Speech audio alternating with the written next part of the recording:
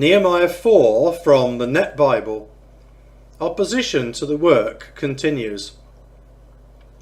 Now, when Sanballat heard that we were rebuilding the wall, he became angry and was quite upset.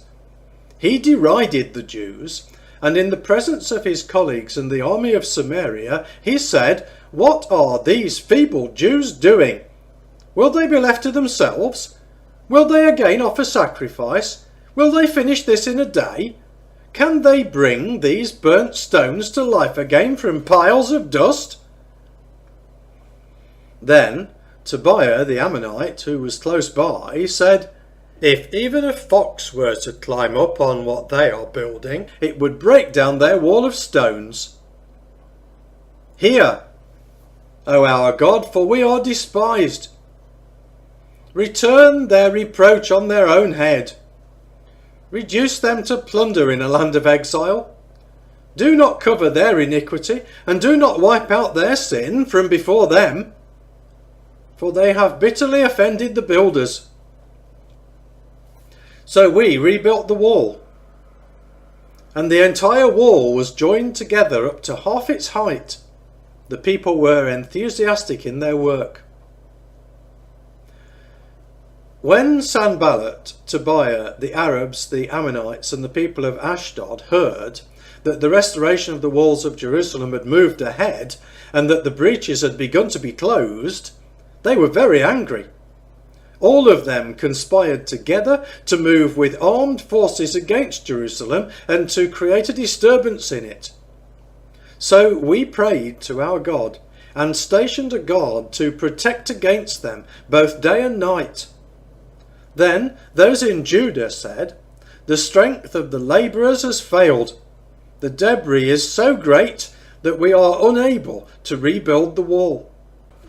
Our adversaries also boasted, "Before they are aware or anticipate anything, we will come in among them and kill them, and we will bring this work to a halt." So it happened that the Jews who were living near them came and warned us repeatedly about all the schemes they were plotting against us. So I stationed people at the lower places behind the wall in the exposed places. I stationed the people by families with their swords, spears and bows.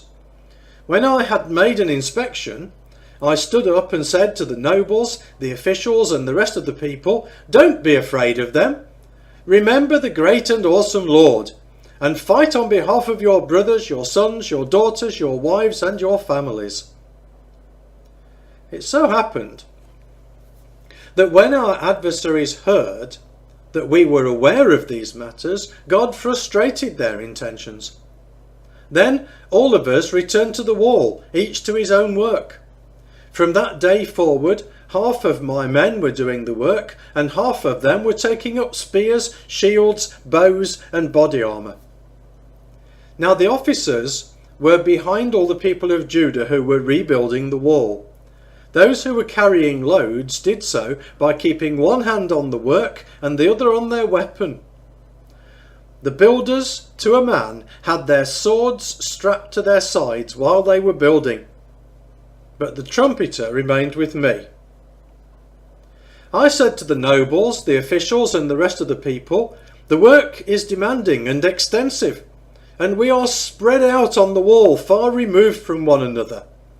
Wherever you hear the sound of the trumpet, gather there with us. Our God will fight for us."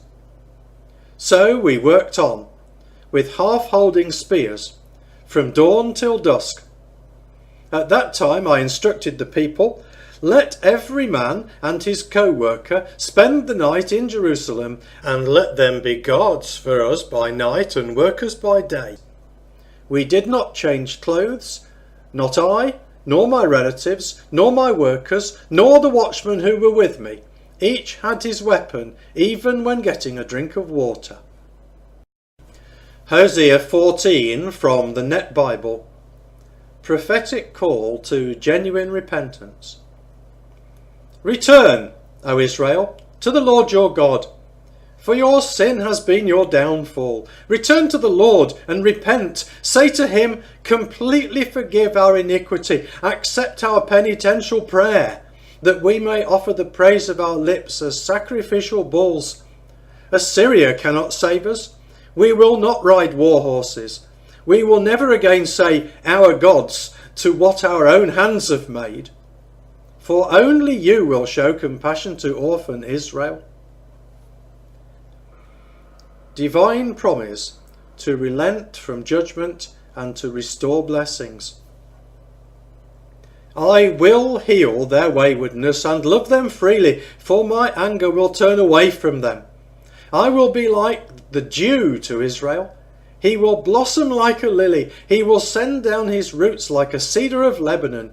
His young shoots will grow. His splendour will be like an olive tree. His fragrance like a cedar of Lebanon. People will reside again in his shade. They will plant and harvest grain in abundance. They will blossom like a vine, and his fame will be like the wine from Lebanon. O Ephraim, I do not want to have anything to do with idols any more. I will answer him and care for him. I am like a luxuriant cypress tree. Your fruitfulness comes from me. Concluding Exhortation.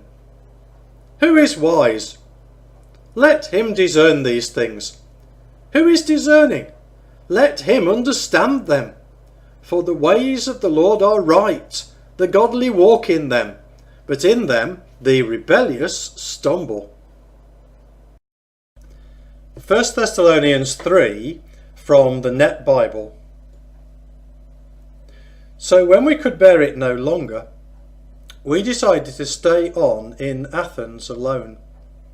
We sent Timothy, our brother and fellow worker for God in the gospel of Christ, to strengthen you and encourage you about your faith, so that no one would be shaken by these afflictions.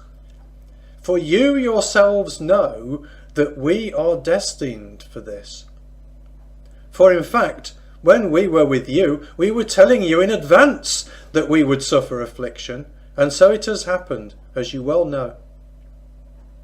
So when I could bear it no longer, I sent to find out about your faith, for fear that the tempter somehow tempted you, and our toil had proven useless.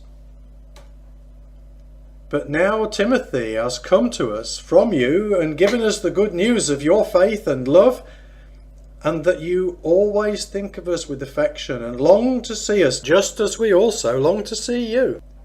So, in all our distress and affliction, we were reassured about you, brothers and sisters, through your faith. For now we are alive again, if you stand firm in the Lord.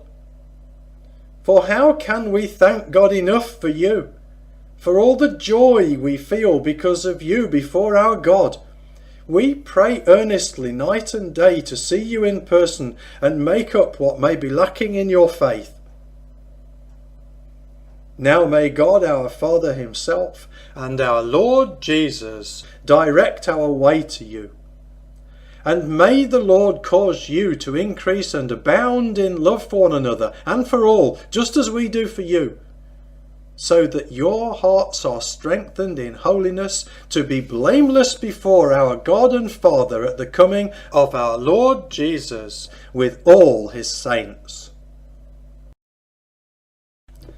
1 Thessalonians 4 from the Net Bible.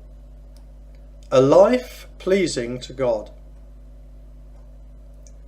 Finally then, brothers and sisters, we ask you and urge you in the Lord Jesus that as you received instruction from us about how you must live and please God, as you are in fact living, that you do so more and more. For you know what commands we gave you through the Lord Jesus. For this is God's will, that you become holy, that you keep away from sexual immorality, that each of you know how to possess his own body in holiness and honour, not in lustful passion like the Gentiles who do not know God. in this matter, no one should violate the rights of his brother or take advantage of him, because the Lord is the avenger in all these cases, as we also told you earlier and warned you solemnly. For God did not call us to impurity, but in holiness. Consequently, the one who rejects this is not rejecting human authority, but God, who gives his Holy Spirit to you. Now, on the topic of brotherly love, you have no need for anyone to write you, for you yourselves are taught by God to love one another. And indeed, you are practicing it toward all the brothers and sisters in all of Macedonia. But we urge you, brothers and sisters, to do so more and more, to aspire to lead a quiet life, to attend to your own business, and to work with your own hands as we commanded you. In this way, you will live a decent life before outsiders and not be in need. The Lord returns for believers. Now, we do not want you to be uninformed, brothers and sisters, about those who are asleep, so that you will not grieve like the rest who have no hope. For if we believe that Jesus died and rose again, so also we believe that God will bring with him those who have fallen asleep as Christians. For we tell you this by the word of the Lord, that we who are alive, who are left until the coming of the Lord, will surely not go ahead of those who have fallen asleep. For the Lord himself will come down from heaven with a shout of command, with the voice of the archangel, and with the trumpet of God, and the dead in Christ will rise first. Then we who are alive, who are left, will be suddenly caught up together with them in the clouds to meet the Lord in the air, and so we will always be with the Lord. Therefore, encourage one another with these words.